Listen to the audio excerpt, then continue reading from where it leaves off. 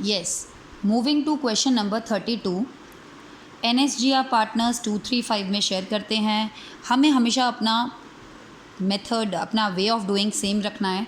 सबसे पहले liability side से स्टार्ट. क्रेडिटर्स 1,65,000 के हैं. नीचे एडजस्टमेंट में बोला है and unrecorded creditors of 30,000 will be taken into account. कभी लिखा होता है are not to be paid, creditors का पेमेंट नहीं करना, तो वो फ़ायदा. लेकिन यहाँ पे कहा गया है क्रेडिटर्स ऐसे थे 30,000 के जिनका आज तक रिकॉर्ड में था ही नहीं, लेकिन अब उनको रिकॉर्ड करना है. नुकसान हो गया 30,000 का, और यही 30,000 से क्रेडिटर्स बढ़ गए हैं, नुकसान हो गया है. अब यहाँ पे 165 में 30 ऐड करके 1,95,000 आप शो करेंगे. नेक्स्ट आइटम है general reserve. Old balance sheet में दी गई चीज़ें सब ओल्ड पार्टनर्स ने मिलकर कमाई थी, तो जनरल रिजर्व तीनों पार्टनर्स में हम शेयर कर देंगे उनके ओल्ड रेशियो में. उसके बाद आ जाती है कैपिटल की बारी. उसको हम बैलेंस BD के नाम से लिखते हैं. देन आता है एसेट्स. कैश लिख के मैं स्टार लगा देती हूँ, ठीक है, देखा जाएगा बाद में. डेटर्स के बारे में क्या बोला गया है? Debtors of 6,000 will be written off as bad debts and a provision of 5% on debtors to be maintain. आपको पता है डेटर्स में से सबसे पहले हम बैड डेट्स माइनस करते हैं. अभी मैं ओल्ड प्रोविजन को इग्नोर कर रही हूँ. बुक में आपको कितना दिया हुआ है बैलेंस शीट में? 1,35,000 के डेटर्स हैं, उसमें से ओल्ड प्रोविजन आपने मेंटेन किया था 15,000 पर. अब यहाँ पे नीचे एडजस्टमेंट भी बोली जा रही है. 6,000 के हो गए बैड डेट्स. 1,35,000 के डेटर्स थे, उसमें 6,000 तो पूरे बैड डेट हो गए. बचे कितने? 1,29,000, जिस पे हमें 5% का प्रोविज़न बोला जा रहा है. इसका 5% कितना होता है? 6,450. पहले बैड डेट्स माइनस करते हैं, फिर PDD माइनस करते हैं और फिगर बाहर लिख देते हैं. अब इसका इफेक्ट हम रिवैल्यूएशन पर देखते हैं. हमने पहले प्रोविज़न कितने का बनाया था? 15,000 का. क्यों बनाते हैं? ताकि बैड डेट्स हो जाएँ तो हम उसमें से पूरा कर सकें. चलो जी, बैड डेट्स हुए, कितने के हुए? 6,000 के. आपने पहले से 15,000 रुपये की तैयारी करके रखी थी 15,000 की, उसमें से 6,000 तो अब आपके डूब ही गए, ठीक है. तो 6,000 रुपये आपने बैड डेट्स के उसमें से निकाल लिए, प्रोविज़न में से. आपने तो बनाया इसलिए ही था ना. तो 15 में से 6 निकाल लूँगी मैं अगर, तो अभी भी मेरे पास 9,000 का प्रोविज़न बचा हुआ है प्रोविज़न में, ओल्ड प्रोविज़न में. लेकिन वो ये कह रहे हैं कि भैया अब प्रोविज़न आपको कितना रखना है? 6,450 रखना है. जबकि आपके प्रोविज़न में पड़ा कितना पैसा हुआ है? 9,000. मगर वो कह रहे हैं आज से आप प्रोविज़न इतना रखिए. तो इतना रखने के लिए 9,000 को इतना करने के लिए प्रोविज़न को वापस लेना पड़ेगा. जो वापस लेना, प्रोविजंस कम कर रहे हैं अगर, तो प्रोविज़न हमारा नुकसान लाइबिलिटी को अगर हम कम करते हैं तो हमारा क्या हो जाता है? फ़ायदा. क्लियर हो रही है बात? तो ये प्रोविज़न जो ये है 2,550 का फ़ायदा. 15,000 रुपये का पहला ओल्ड प्रोविज़न था, उसमें से 6,000 तो चलो डूबी गए, यूज़ हो गया, प्रोविज़न यूज़ हो गया. कितने का बचा प्रोविज़न? 9,000 का. क्वेश्चन कह रहा है कि भैया 9,000 नहीं मेंटेन करना है, प्रोविज़न को इतना दिखाओ बुक में.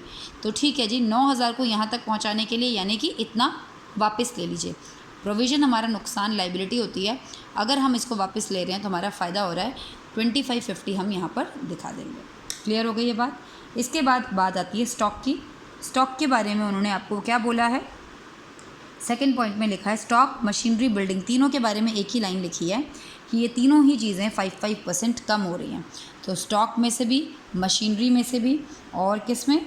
बिल्डिंग में से भी. तीनों में से 5% वैल्यू कम कर दीजिएगा और वैल्यू कम करने के बाद जो अमाउंट बचेगी वो यहाँ पर दिखा दीजिएगा, स्टॉक, मशीनरी एंड बिल्डिंग. इसके बाद आपको दिया हुआ है ऊपर पेटेंट्स. 90,000 के दिए हैं.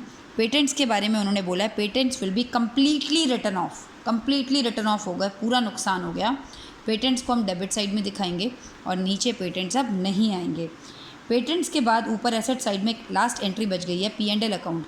आपको एसेट साइड में दिया, दैट मीन्स आपका लॉस है. ओल्ड बैलेंस शीट की हर चीज़ ओल्ड पार्टनर्स में राइट ऑफ हो जाएगी, ओल्ड रेशो में कर दिया right of. Step number 1 balance sheet all done. नीचे बढ़ते हैं स्टेप नंबर 2 की तरफ, यानी कि एडजस्टमेंट्स की तरफ. पहली एडजस्टमेंट डेटर से रिलेटेड है, we have done it completely. Second patent, stock, machinery, building done. Third creditors done. Fourth new ratio दे रखी है और फिफ्थ में बोला है goodwill on the date of G's retirement.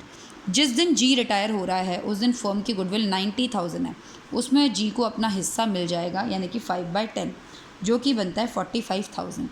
45,000 को जी को मिलेगा और वो उसको कौन देगा? गेनिंग पार्टनर्स देंगे. कौन देते हैं? आप सब बच्चों को पता है, गेनिंग पार्टनर्स. सबको पता है ना.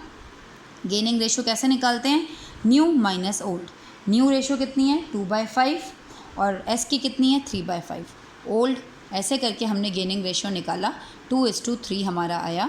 45,000 को एन और एस देंगे किस रेशियो में, 2:3, यानी कि 2/5 multiply 45,000 18,000, 3/5 multiply by 45,000 27,000।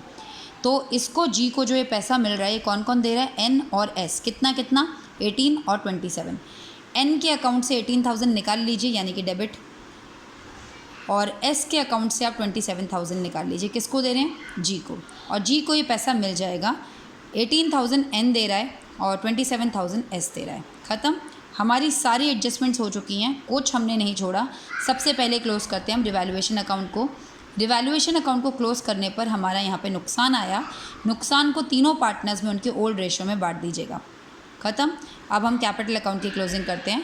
Capital account में एन का क्रेडिट बैलेंस में से अगर मैं डेबिट बैलेंस हटाती हूँ तो एन की बैलेंस ईडी कितनी बच रही है, 177,510। इसी तरह एस का क्रेडिट साइड का टोटल माइनस डेबिट साइड का टोटल, एस का बैलेंस ईडी कितना बच रहा है, 303765। और जी तो रिटायर हो रहा है, जी का बिजनेस में टोटल किया क्रेडिट बैलेंस का, उसमें से मैंने डेबिट बैलेंस माइनस किया। जी का जो भी पैसा बचेगा वो उसके लोन अकाउंट में ट्रांसफ़र हो जाएगा अगर कोई इंस्ट्रक्शंस ना दी हों। इसका मतलब जी बिज़नेस छोड़ के जा रहा है और हम जी को कह रहे हैं भैया तुम्हारा ये हिसाब बनता है, हम तुम्हें चुका देंगे। तो ये तब तक फर्म के ऊपर कर्ज़ा है जब तक आप इसको चुका नहीं देते, तो ये कर्ज़ा यानी कि लाइबिलिटीज़ में आप इसको दिखाएंगे। बैलेंस सीडी को हम कैपिटल के नाम से दिखाते हैं, आप सब बच्चों को पता है।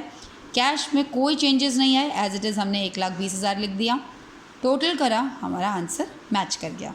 ओके।